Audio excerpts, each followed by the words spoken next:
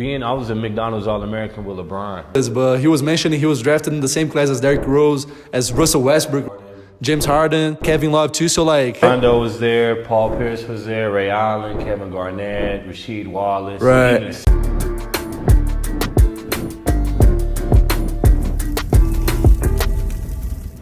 Fala Comunidade Baska, Vitor aqui na área, e hoje eu tô aqui para mais um vídeo. O vídeo de hoje vai ser um pouquinho diferente, vou fazer uma entrevista aqui pesada com um dos coaches aqui da minha faculdade. Esse coach, ele foi inclusive draftado pelo Boston Celtics, então a gente vai bater um papo sobre isso, tá ligado? Espero que vocês gostem aí da resenha. Então, pô, vou apresentar aqui, ó, falar inglês daquele jeito. Introduce here, Coach Giddens. What's up, Coach? How you doing? What's up, dog? How you doing? Thank you for coming here. Thanks for having me. I appreciate it. Yes, sir. So everyone, please like and subscribe, and let's get the chat going. So, Coach, why don't we start talking about like your up and coming when you're like a kid, getting to know basketball till the point that we went to college. Walk us through there. You're not from New Mexico, right? No, I'm from Oklahoma City. So my roots coming up were very country, and basketball's a lot different from out here. But I mean, it was very competitive, and I like to say Oklahoma is what molded me to get my hunger and my passion for basketball, right. And that's what's propelled me and pushed me to become professional and now into coaching. Yes, sir. When did you start? How young were you? Or you started since you were like? Yeah, I started like 6 years old, first grade. That's nice. Yeah, terrible haircut, you know, YMC jersey. It was bad, but I had an amazing time out there. Yeah, I feel that. So wait, you went to high school in Oklahoma too, right? Yeah, Oklahoma City, John Marshall High School. Right. And then how was the road for you since like you're in high school till you get like your first college offer? Did you went straight away to the Lobos or you went to other colleges? No, before? I went to the University of Kansas first. So I got my first college offer when I was a junior in college to the Kansas Jayhawks, and that's when Roy Williams was there, and they came off 2 Final Fours back to back, and they had Kurt Heinrich, Nick Collison, Drew Gooden. I mean, it was an amazing squad. So yeah. Were they national champions by then? They were in the early 2000s, right? They finished second to Carmelo Anthony. That's when Carmelo and Hakeem Warwick blocked that shot and stuff. So That's right. I came in the following year as a freshman. Right. I feel that. So that's cool. So wait. So you started your journey in college in Kansas, and how was that? It was nice. I was fortunate enough to start as a freshman there. Right. We went to the Elite Eight. We went to the tournament both my years there. So yeah, I mean, it was a great experience. We played on ESPN all the games. Like it was really nice. That's nice. So wait, when did you change to the Lobos? I ended up changing to Lobos because I got stabbed in a bar altercation, and then I know it's crazy. Wait. So you tell me you got in a brawl in the bar? Yep. Did the straight up just stab you? Yeah, dude. I mean, he had stabbed 5 people, but it was a crazy situation. So yeah, I ended up getting stabbed in my leg, and ended up transferring and leaving Kansas. And the second time around, I came here, so I had to sit out a year, learn how to walk again. I didn't know if I was going to play basketball, and I felt like New Mexico was a good place for me to come because at Kansas we had All-Americans every year. We're all All-Americans, so I needed to come somewhere where I could heal, change my game. I got bigger. I went from like about 195 pounds to 216. So I really came here to change my game, change my mindset, and just found myself even more as a basketball player. That's dope. I was telling them like that you ended up being drafted for the Boston Celtics, and man, this is the dream for every kid, you know, like everybody. To be drafted, to have that chance. And like one thing that I want to like ask you is like, first of all, like when did you know that like the NBA was like a possibility? Because like it's not like everybody just go and apply for it. You know what? I always kind of wanted to make the NBA, but my sophomore year in high school, 10th grade, I started dunking from the free throw line, and like between the legs, and so it was crazy. At that point, I knew my athleticism was on a different level. And so I knew the NBA was a possibility, but I mean, you can see people that can jump out the gym, and it doesn't allow you to make the NBA. Right. There's a lot that goes off into that, you know, work ethic and skill development. You can't just be athletic. And so, but I knew with the athleticism that I had, if I had any work ethic, the NBA was a possibility for me. That's right. And like, when did you know that like it was actually a reality? Because like for you to apply for the draft, you got to at least think, oh shit, I have a chance to make it. Well, I mean, some people like I was a McDonald's All-American with LeBron, and so I was expecting to probably go to Kansas and be one and done. So I had surgery after my senior year, going into my freshman year. Which kind of surgery? I had surgery on my foot. My foot was broken in the McDonald's All-American game in the dunk contest. And then my freshman year, I broke my foot again and had surgery on my knee. So I thought instead of being one and done, then I had to go back to school again. Then after my sophomore season, I got stabbed. Damn. And then my junior season, damn. so I redshirted. And so then it came to my senior year, and I knew I was playing really well, and I was going to be player of the year of the conference. I led the conference in scoring and rebounding as a guard, and just completely dominated. We finished second in the Mountain West Conference, and there was a lot of guys that were draft picks that I played versus that I felt like I played better than. Yeah, you know. I So feel that. at that point, I was like, all right, I was player of the year in the Mountain West Conference. Most of the time, if you're player of the year of a conference, you'll get drafted, or you'll have a chance to get drafted. So I mean, I knew. I didn't know if I was going to go first round or second round. I thought I should have went earlier in the first round, but I was older. I was 23. Yeah. I was a fifth-year senior. I did 5 years of college. And, you know, the older you are, the harder it is to get drafted. Like, you got to be really good. It's no potential anymore. They're drafting you off of what they know. I'm 23. And so, yeah, man, I ended up getting drafted. It was amazing. This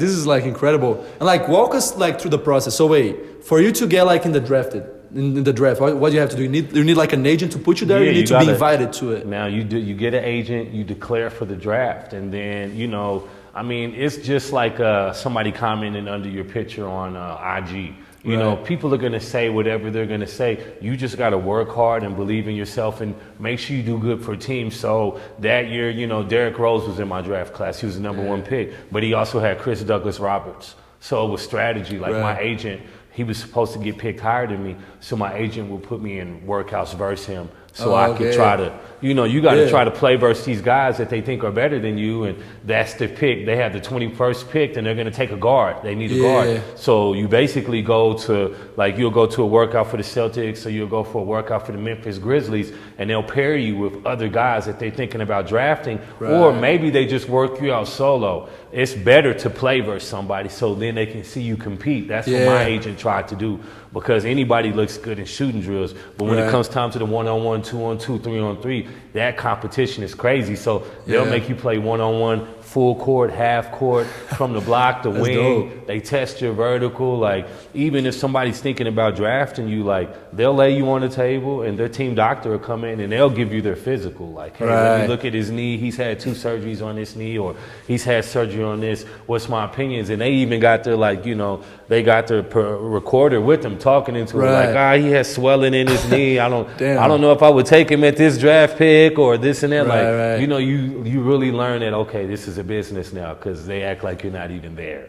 Damn, like on the spot. Yeah, just on the spot, like you're not a person. It's crazy, dude. Yeah, it's crazy. It's a wonderful experience, man, and you get to see all the other top players in the country, and adrenaline's running, and a lot of times, you're from college. That's your first time seeing an NBA arena, like being in Memphis or being in the historical Boston Garden. You're just like, oh, okay, well, you're in a practice facility, but you see all the banners, you see all the stuff. And the environment too, like the players. And, coaches, and it's real. And they're over there watching you play, and you're nervous. I mean, it was an amazing process, man. I'm very blessed and fortunate to have experienced that. That's right.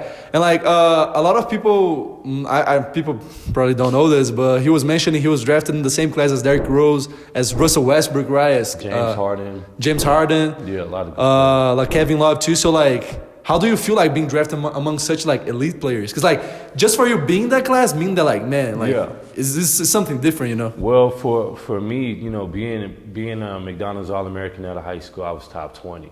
So I'd already played versus a lot of the competition and did very well. Right. So going to college and stuff like that, when we were at Kansas, we were a top 10 program, going to the NCAA tournament every year. So I played versus those guys. They were my peers.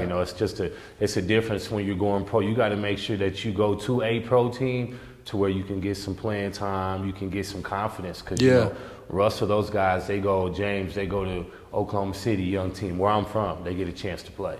Right. Myself, so even if I go to the Celtics, I'm on a championship team, I don't get the greatest chance to play. So that's it's like, I don't look at those guys like they're elite. You look at those guys like, hey, that's my competition. These are the guys that I played versus my whole life. So at that point, You used to that too, yeah, right? at that point, it wasn't like he was Russell Westbrook right now or James Harden right now. At that point, we were all young kids, and Right. talent level was kind of near the same. We didn't know who was going to do what or whatever, and a lot of that's depending on what teams you go to. So Yeah, at that point, that it makes was sense. At that point, it was just a guy that I knew was really talented. But if I saw him, I wanted to try to go at him and kill him. Oh, hell yeah. You know, like Yeah, I feel that. And also, like, I think that what us, like, as spectators, we don't understand about the draft. Because, like, seeing from outside, everybody's like, oh, shit, I want to go to the best team. You know, I want to go to the team with this and that guy. And, like, this can be, like, a real challenge, right? Like, when you're, like, up and coming, like, player. Yeah. And, like, because, for example, you get, like, Russell and James Harden, for example, like, Oklahoma City, like, they ended up going to the finals, but it wasn't, like, that year, big yeah. of a roster, you know? Like, they were able, like, to go there, get them playing time, and, like, grow like this, you know?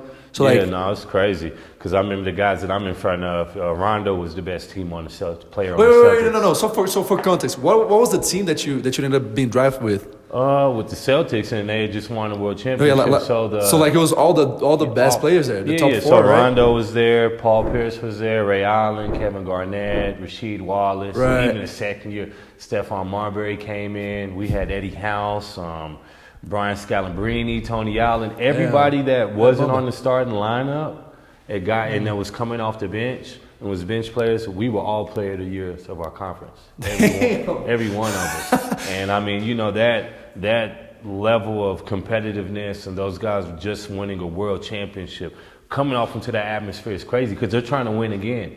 Right. They're not trying to lose games. They're not trying to bring young players along. That was Doc Rivers' method. You know, so it was a tough, crazy situation. But I mean, just being around those guys, like, you know, Kevin Garnett had made like $300 million at that point. Like, these guys is pulling up in Rolls Royces, and they got on like $100,000 chains and jewelry. You know, you see the team playing and they're playing cards, and it's like $100,000 in cash out there. And you're like, man, shit, I'm a rookie. I've never seen this much cash in my life. You low key want to just touch it. So, I mean, it was crazy, man. It was crazy, but I mean, those guys, you see why they had won a world championship. Right. You see why Doc Rivers was a world championship coach, a prestigious coach in the NBA, and just their work ethic and their attitudes and the way that they handled the media, wins and losses, like that experience in that situation, being in there for 2 years, it was amazing because I mean, you know, it's hard to duplicate that atmosphere ever. Yeah. So yeah, man, this is crazy. And like, you just mentioned, like, you could see like the work ethic and what was different. Like, we're gonna get there, like, following your career, that you get to play overseas. But like, between, like, put money aside, what's the difference, like, from NBA to like all the rest of like the leagues, and like even like a difference against college? Well, they have the best players in the world, as well as the best athletes, as well as the guys that have the highest IQs. So I can't say for coaching, because overseas is still a high level of basketball, different style being played, and a lot of those players come over and they're successful, and a lot of those, coaches come over and successful.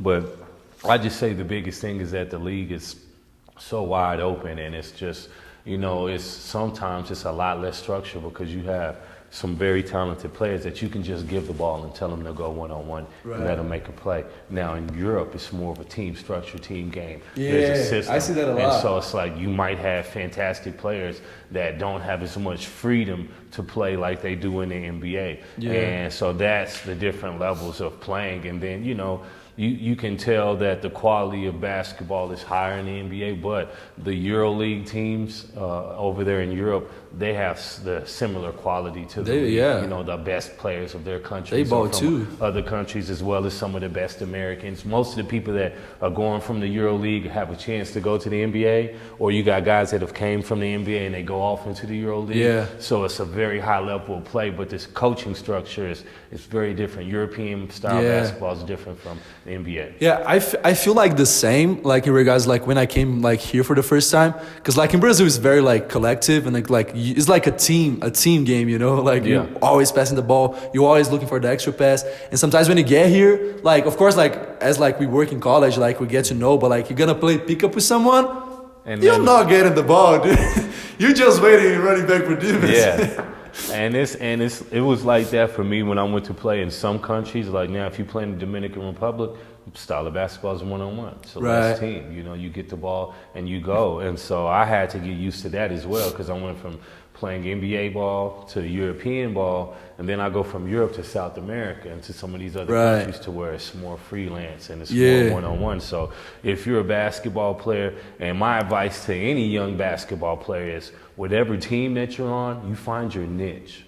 You know, and you stick with it. Like some people have longevity in the NBA and they're not as talented as some other players, but they found their niche. It's like, hey, I'm a screener, I'm a rebounder, or I'm a Right. defender. And then playing that niche will get them more playing time and maybe they'll have more of a scoring role. But that's one thing I've learned as a pro is like everywhere I go, I have to find my niche, which my niche most of the time is scoring and rebounding. But I mean, you got to still figure out like, hey, well, you know, right now I got another good scorer on my team. Maybe I'm going to defend a little bit better right now and really take on the role of guarding the leading scorer on the Right. other team. That That would makes be sense. my niche. That would be me adding value to my team, just letting my coach see that and earning more minutes because when you come in, you're new. Some coaches have seen your game, but Yeah. for some coaches, they haven't. You know, they Right. see your stats and they don't know how you are as a player. So going to any team, playing what originally got you there, but also finding another niche on that specific team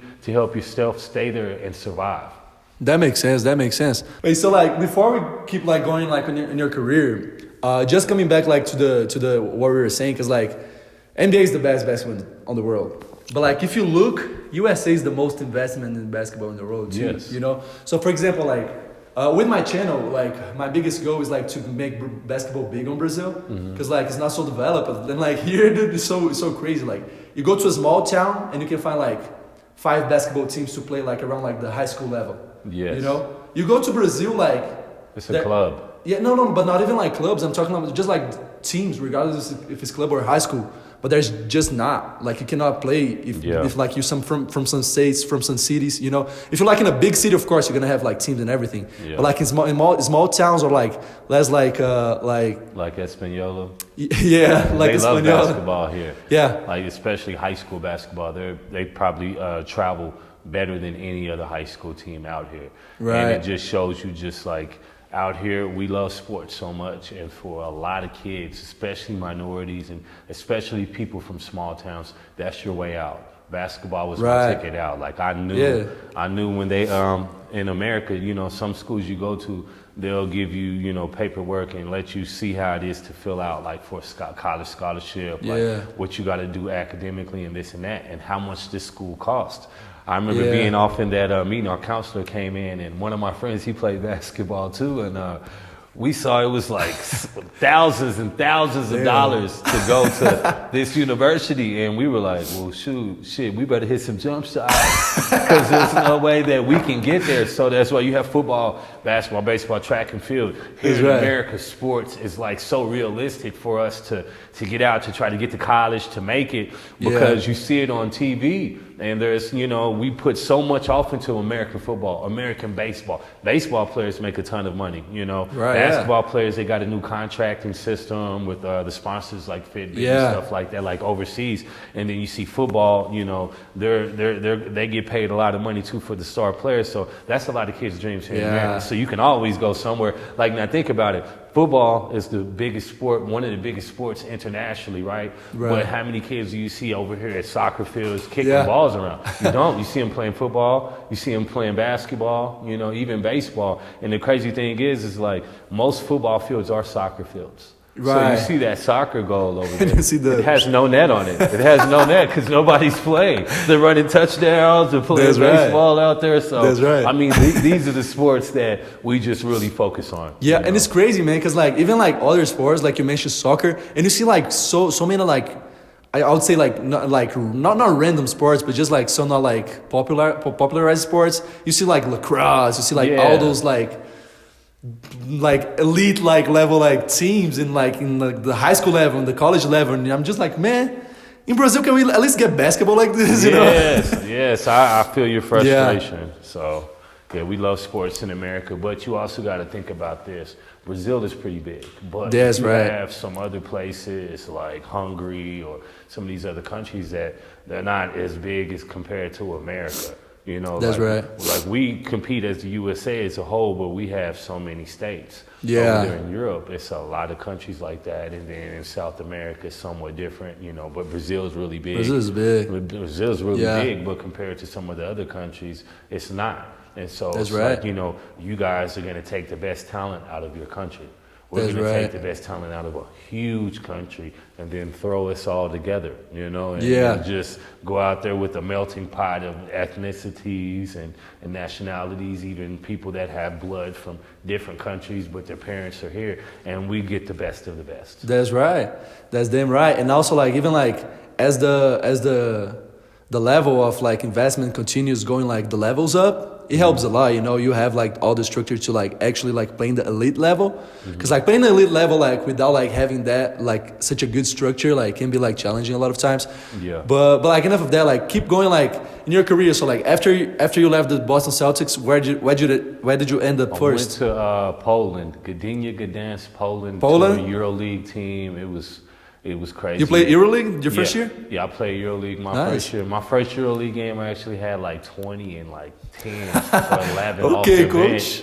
We were playing in versus Kimki in Russia. Right. And like that was another lesson that I had to learn. We went like 2-8 in the EuroLeague, and I ended up getting released because they released like our first team. We had a first team, second team, so they released a lot of our top players because they were going to just play in the Polish league and not in the Euro League. So that was one of the things we were talking about before this interview, is that you know, you go over there, you play at a high level, you get paid good money, you got to win. You know, especially if you're in the Euro League like that. You know, it's a lot of pressure. So that my first year overseas was crazy, man. Like I definitely wanted to come home. Tell me. I know you know the feeling. You're like, I want to get out of here. No, because it looks so cool, right? Oh, I'm going to America to play college basketball, or like, oh, I'm going like to Europe to play overseas.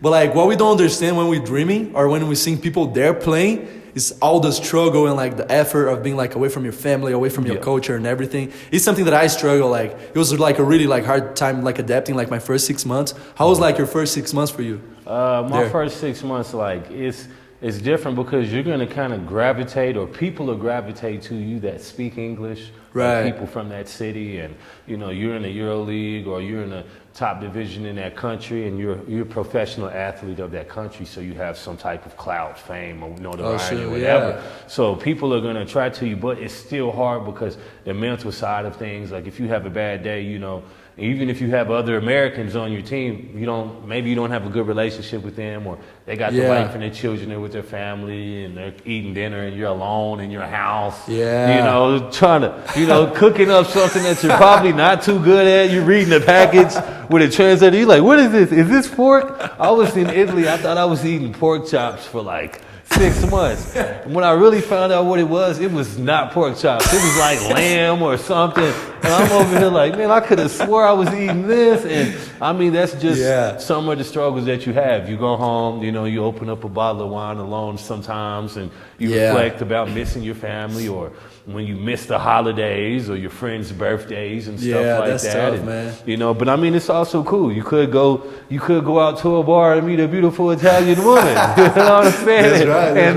And your night is lit. So either way, it has its pros and it has its cons and its ups and its downs. But either way, you just have to stay mentally tough and locked in and healthy. That's right. And one thing that I tell people, because I've played in so many countries, I mean, it's like this, you know, money's not going to make you happy. A beautiful woman's not going to make you happy. A big contract, or you playing a big game and having 20 and 10 is not going to make you happy. What's going to make you happy is you making yourself happy. So everywhere you go, no matter what team you play on, no matter what country or food you're eating or what translator you have to figure out to be mentally strong and make yourself happy, and look forward to going to work and then just enjoying that life every day. No matter what's thrown at you, you can control how you are. Yeah, I agree a lot with that, because like, just like I was saying, like I struggle a lot like in the beginning, especially like with the being lonely part, you know, because like you don't have like friends, you're not like situated already. And like the main thing, because like I know that a lot of players that watch us have dreamed of coming here or playing overseas, But like the main thing is like you like keep like focus on your goal, you know, because it's hard like to get sad and distracted and not like no one like to work out that day or like get shots up. But you know, it's like main key. You're there for a reason, so like stick to that reason, right? But at the same time, it's just like you say, like try to find ways to enjoy it. Because come on, dude, like.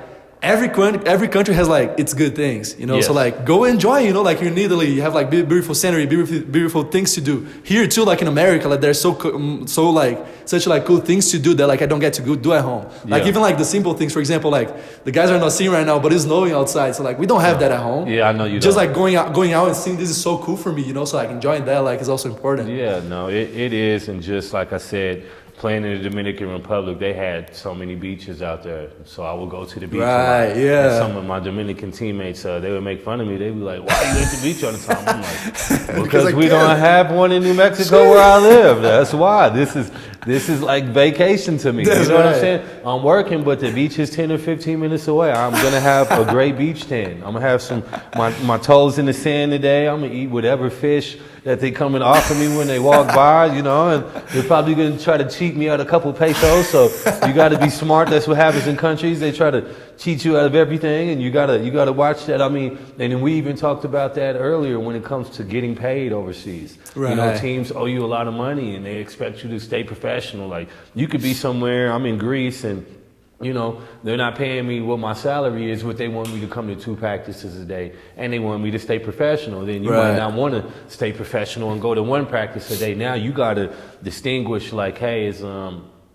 is this going to hurt my career if I do this? Yeah, that's right. You know, like, are they going to put a bad name out there about me in a rep? And, you know, I've learned and had some growing pains and had a bad experience with that and didn't have the best reputation because I wasn't getting all my money. So I didn't have the best attitude and I wasn't, you know, going to all the practices. So you have to, even like I said, you got to stay strong and even be professional. That's the mistake that I made, you know, but now I know that. But in that moment, I'm like, hey, man, you owe me a whole lot of fucking money. So my attitude, I mean, if somebody owes you $20, $100, maybe you're not as mad. But once it gets to hundreds of thousands of dollars or 50,000, 75,000, 150,000, and you know, this is your livelihood and you've worked and earned for that money, you know, people don't have the best attitudes. You know? So.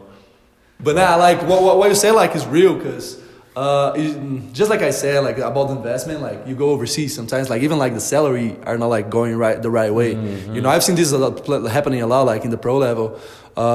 Even though like it's gotten better where I'm from, but like the last years I haven't seen like any of these problems. But like when the league, because like the Brazilian league changed a lot. Like used to be like a time that we didn't like have like a such organized league. It was like more like a national league, but not really.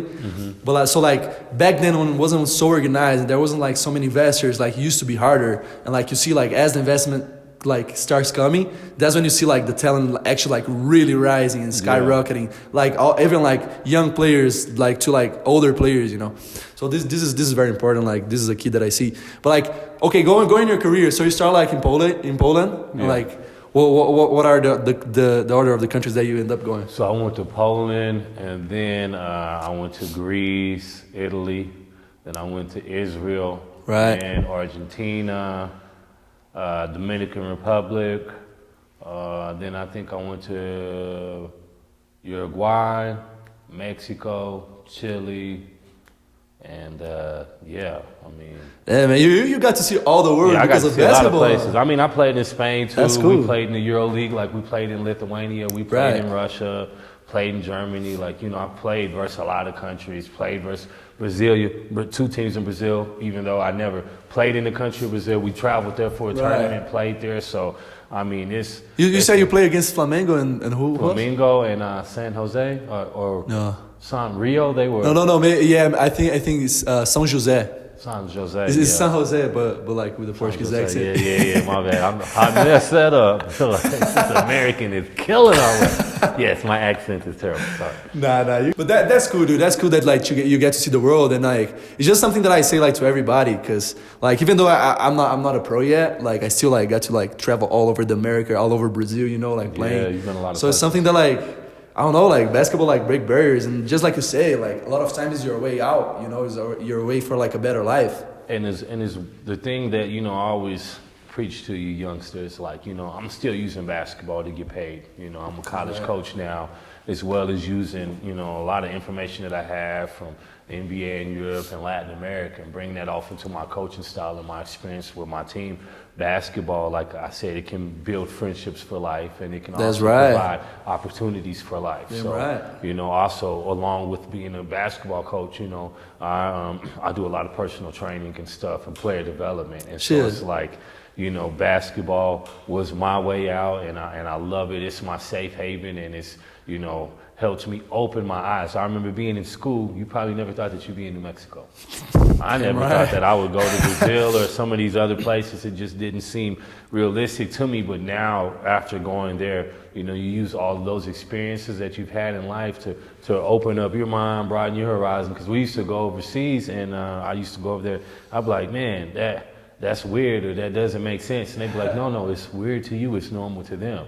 You know, like what makes sense to them doesn't make sense to you. You know, and so it's like you gotta get out of this where I'm from mindset. This and you grow a lot, man. Like seeing the world, like seeing like the differences of like cultures, you grow so much because like your mind is forced to be open. You know? Especially when you stay in like a third world country like the Dominican Republic, or I was in Greece, and you know it's a European country, but they had to build a contraption around my heat because people would just come and steal it.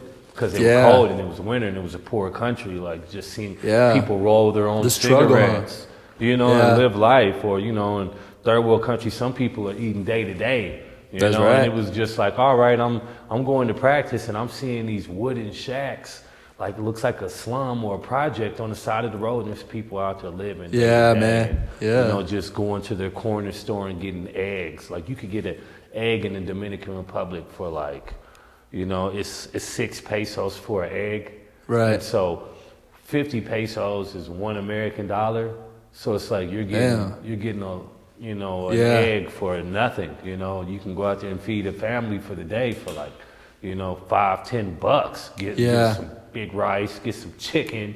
You know what I'm saying? Mix it in there, like, you know, eggs, breakfast, little pan bread, and you just seeing how people eat and live. And my son's a Dominican, so I've lived out there for 5 years, and I've spent a significant amount of time with his family from the Dominican Republic, and it's very humbling seeing some of the places that they live and how they, you know, how they eat and survive on a day to day. And it changed my life. I remember when I first had my son, my first 6 months, I lived with her family. I didn't speak Spanish. I didn't know anybody, so I stayed with her family in a reasonably sized house. But the house didn't have running water, and so we would bathe out in the tank. And so I learned, you know, I hate cold water. I would wait till like 1 or 2 in the afternoon and then bathe out the tank because the water was the hottest. And then my son, you know, we bathed him at night. He doesn't like cold water, so we would heat the water up on the stove and then bathe him with that. And it was just like, you know, that's crazy. I'm looking at life through a different culture, you know. So we have Arizona tea here, the big Arizona teas, right, with the handle. Well, over there, they just take their handle and they cut it off, and then that's what you dip into the tank, and that's what you get your bathing water and stuff like that. So it was just like, I was incredibly spoiled in America. So one of the first things that I would do when I would get back to America, you know, like take a hot shower, because you might have water over there, running water, because I have a place over there and the water's not always hot. And it's just like, all right, now I got a nice apartment over here and I have running water and nice electric, but my water's cold. You know, it takes a long time to heat up, and just, you know, the little things that we're so accustomed to. It makes you value, right? Like the stuff that we don't think about it. A lot better, man. No. I feel that, dude. And like, it's cool that like you sharing this perspective, just like I said, like sometimes we have like this vision that when we go like to another place, it's gonna be all perfect. But it has its struggles. But it ended up like, just like you said, dude, it's like a lot of times very eye-opening, and like you just like feel blessed to have what you had, you know, like, and to be able to recognize that, oh shit, I have all this, you know. No, for sure. Because you know, here in America, I have a Range Rover. Over there, I don't have a car. You know? And so like I would go meet up with some people, and I would take like a little moto taxi or something, and you know, I'm all fresh. I got my head shaved, my shades on, I'm smelling good. I got my fanny pack, because it's important to have a fanny pack overseas, you know, so you can carry your things and stuff like that. and I get off at the front of the restaurant, and some people, you know, nice restaurant, they look at you funny. And they be like, well, you're American. Why don't you just buy a car over here? And I'm like, well, I could just take this $2 taxi over here and get here just as fine. Then you start feeling bad. Sometimes people like, you know what? Drop me off around the corner so I can. And you walk up, you're like, hey, ¿cómo estás? Yeah. Nah, I feel that, man. Learning tricks, you know. Like over here, we might, you know, people really like having their shoes clean, you know, but, you know, sometimes you might not have on the cleanest pair of shoes. Over there, you know, in like a third world country, their appearance is everything. So these guys might have $10 in their account, but they got on their one, you know, new pair of shoes, and it's perfect, and the clothes are perfect. They take care of their stuff. And they're trying to, you know, look a certain way. And then, you know, to me, it's like, you know, I'm American, that's not important. You know, some people it is. What's more important is not if my shoes are squeaky clean. You know what I'm saying? Like, but over there, you're American, and then your shoes are dirty, and they look at you like you're crazy. Because they're like, look at this American, he got dirty shoes. And you be like, man, we're at the beach today. Like, I'm not wearing my good shoes to the beach and tiptoeing. Like, I'm gonna just wear a shitty pair. And they're looking at like, oh, this American, like he's poor, he has no money, like he's stupid. And it's like, that's the perception of them in their country. And I had to learn that. My son's mother, she would get mad at me. She'd be like, you know, we're walking just to her friend's house, and I got on my sandals. I'm a basketball player. I got on my sandals and socks. She'd be like, clean off your sandals. And I'm like, we're walking on a dirt road. What does it matter? She's like, you can't come over here with me with your sandals dirty. And to me, I'm like, does it?